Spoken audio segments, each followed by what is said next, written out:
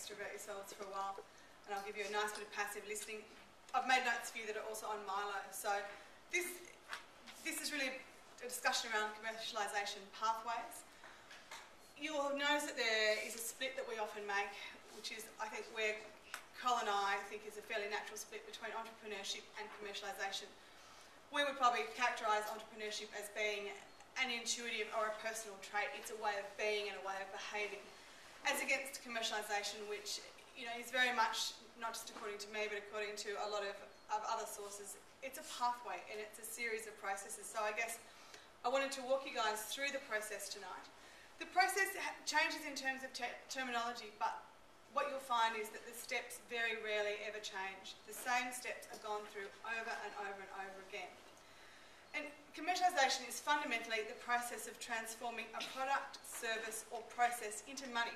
That's what it is. It's an exchange. It can be an idea into money. It can be a product. It can be a thing into money. It can be anything. But it is articulating a transition where you move from having an idea which is inert and non-monetised into something from which you can derive revenue. And commercialisation is the front part of a much wider process of going to market. So when commercialisation finishes, the hard work really begins. So if you think of it like the beginning, and entrepreneurship is really overlaid across that whole process. Entrepreneurship is the capacity to actually live that way and put up with all the stress and pain.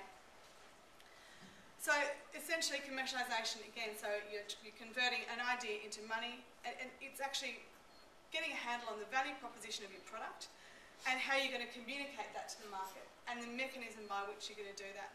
And so after I've given you this bit of theory, I'm going to take you through a case study of a Tasmanian company who I really love, who have commercialised a lot of things and they're very good at doing it, but it steps out quite clearly what the steps are.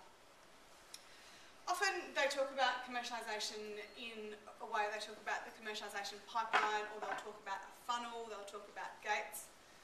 What this is all referring to is that when commercialisation is moving through its process, the gates actually have a choice mechanism attached to them. So there's a rigorous process that involves going in one end and out the other.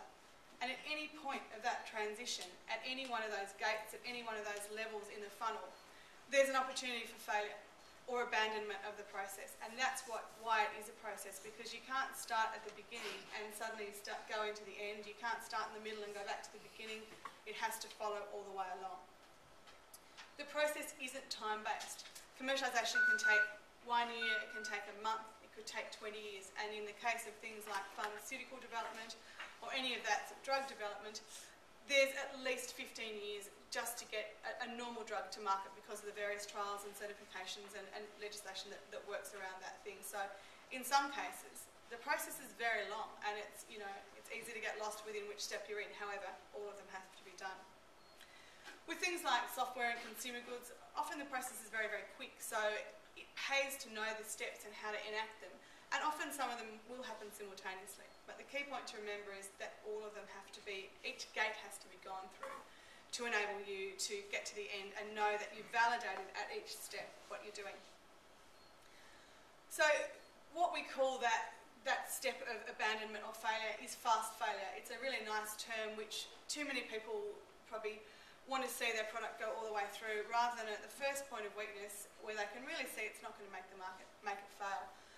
As you guys know, I've worked in government grant programs for quite a long time, and one of the problems when you invest as a government grant, that there's a tendency of governments to hang on for a long time and to keep pumping money into companies that may not necessarily be showing that they're going to be a winner. And as we know in all entrepreneurship and product development, not everyone's going to succeed even with the best will in the world.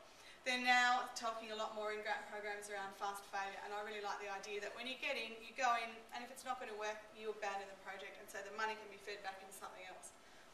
It's really important to understand that failure, which is so often used as a pejorative in the entrepreneurship world, particularly in places like the States, failure is mandatory in your process. Failure is a mandatory experience.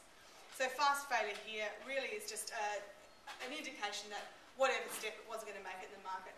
And it's much better to fail fast than it is to take something to the market and find it fails at that end because you didn't really see the signs through your steps. So what I'm laying out for you is 6 steps. As I said, there's various ways that people characterise this. Jack English, who will teach some of you guys and who Colin and I work with, he has a fantastic book and a fantastic process called Ideas, which really steps you through a lot of these steps. But in this discussion today, we're going to talk about 6 clear steps. So the first step is identification. So does your product or service have commercial potential? This is the idea step where you've kind of gone, you know, we've got this whistle, we think it can immobilise people passively in nightclubs. So, you know, and it often will start as that sort of conversation. This is exactly where a lot of great products come from. So once you've actually started thinking about it and you've talked about it, then you go for a very light process of really testing the market and having a look. Things like, who are your competitors? A bit of Googling. Going out and seeing if there are any patents in that area, who's working in that area, and really getting a feel for what the market looks like and what players are in it. If you can access that market, if there are a lot of channels in that market already, or if it was relatively uncrowded. If nothing else exists in that market, then the next question is why? Is there a gap in the market, or is there in fact a market in the gap? And in many times, there's actually there's no market there because there's no capacity to take it to market, or there's no money in that market. Other times it's because no one's thought of it and you've come up with a unique idea. So it's really digging deeply into that market in an exploratory and research sense at the very early stage to work out whether it's worth taking through. In this discussion, I'm probably much more talking about the kind of products we're talking about, things that you can come up with, processes, products, services, rather than the process of IP management that's attached to university research, where there's an enormous body of research that's done in a very non-commercial way at the front end. So what we're talking about is exactly this stuff. We'll use the example of the whistle. You know, this is the concept. We're going to make something that's tangible. It's a thing. You drop it on your foot. You can feel it, see it, and you can package it up. So once you've got past step 1, you then are through your first gate, and you suddenly think, okay, so this actually has got a bit of traction. I think I can see a reason for us to go on to the next step. Keeping in mind that while we're in a classroom environment, this is all free except for the time you guys have invested and spent on your HECS and your study, etc.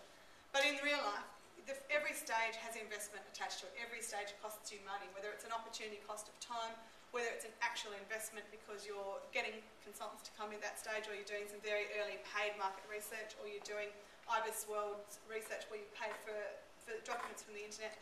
The money starts being costed straight away. Step 2 is assessment. So let's say we've got to the point where we think that we can penetrate 2 distinct markets for our whistle. At that point, you really start going into much more in-depth market research. You start doing surveys, focus groups, market intelligence, product testing, and you develop a really sophisticated body of intelligence on your product. Again, it takes time and money to work out whether you can make it. This is where you start having really early discussions with potential distributors